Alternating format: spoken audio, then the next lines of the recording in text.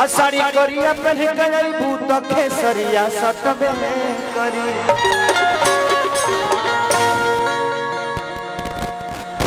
कि तोहर के पिए के मन करे जैसे जल हो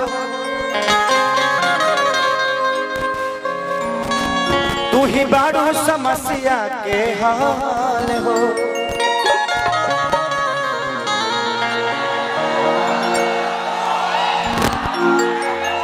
एक जनिया चरा से हमारे पसेना पूछले रहले अब पूछ के हमारे पूरा जीवने पूछ ले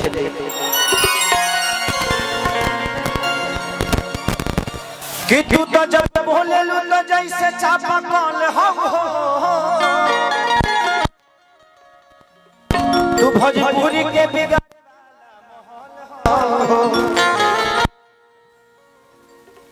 कि हमर हो के लगे अरे सुतालिया बेटा राउती के रोज पर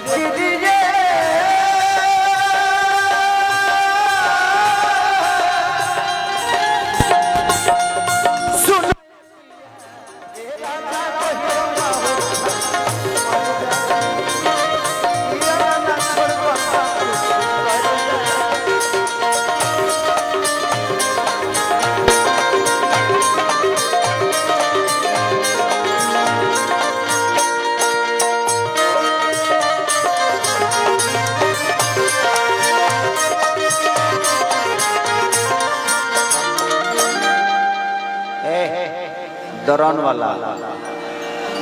देखा मेहरारू साड़ी पहनले बिया हवा घुसता हाँ जींस पैंट पहनले रही बेचारी टी शर्ट पहनले रही तो कम घुसी हवा घुस रहा है थोड़ा सा उधर कर दो सफा खत्म होगा एक बेचारी ना स्वेटर पहनी है ना जैकेट पहनी है यही है हमारे भरोसे की अगर ठंडा लगे तो खेसारी की है ना तुरंत गाड़ी में बंद करके हीटर चला देंगे हम लोग ठंडा खत्म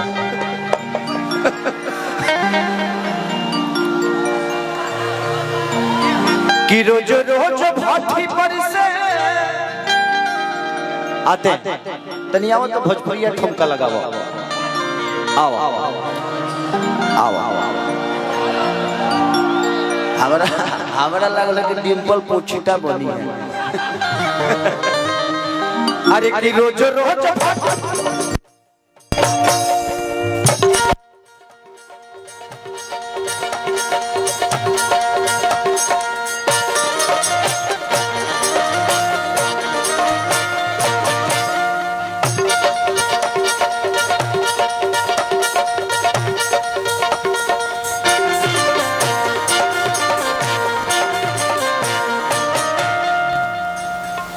सच में अच्छी कलाकार है बात की बात है गलत रहो रोज रोज भाटी फसे दारू पी के आना पीटी के बाहरी हमारा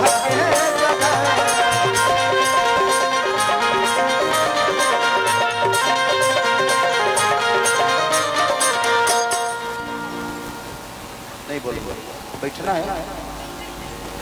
जाना है बाबू बाबू अरे बैठ जा बेटा बैठा बाद में मिल ले बाद भाई बात पवन बाबा लगे जा पवन बाबा लेके बैठे बैठ बाबा बाबा से मिल लो बस नंबर दे दो कि रोज रोज भट्टी पर से दारू पी के ना बेला पीटी के भाड़ी हमरा के गला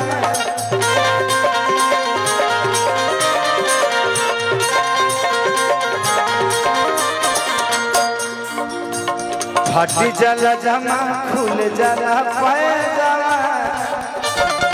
फटी जला जमा खुल जला पैजामा एक राउंड पी के रोज करला कला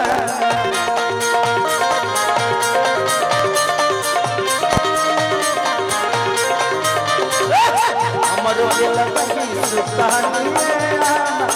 एक राउंड करला कला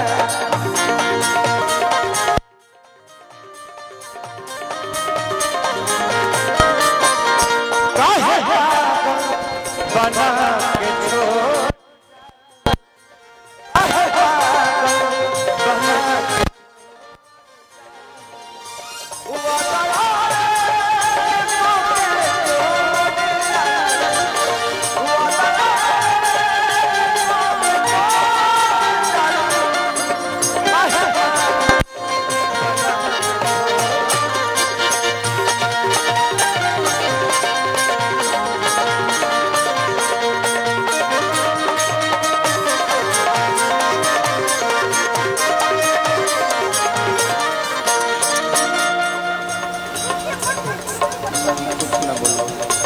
हमारा पता बाबा दुनिया के पता ना होगा किसी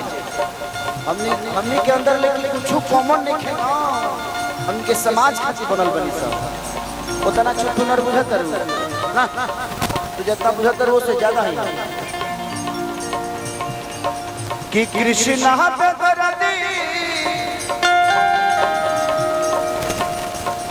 अरे बिगड़ले खेसारी लइकन के फेरा में पवन पुजारी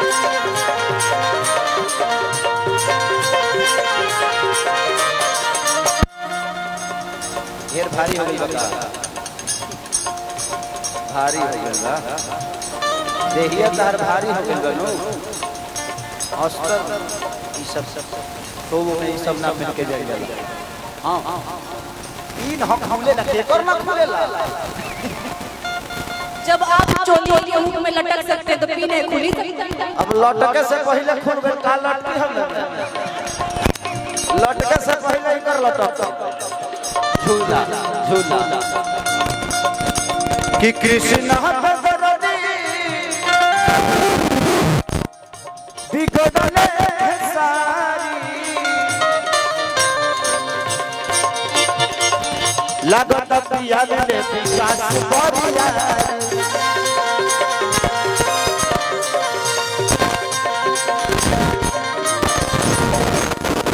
कतना ले कहीं हां एक रिकारा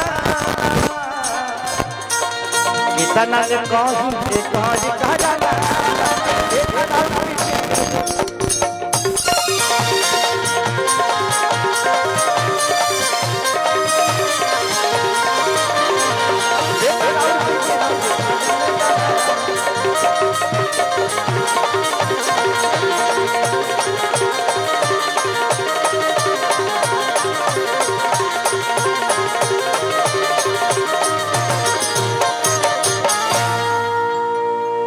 बहुत सारा कलाकार लोग भी बा भाई और सबके भी मौका मिले के चाहिए लटक जी बा।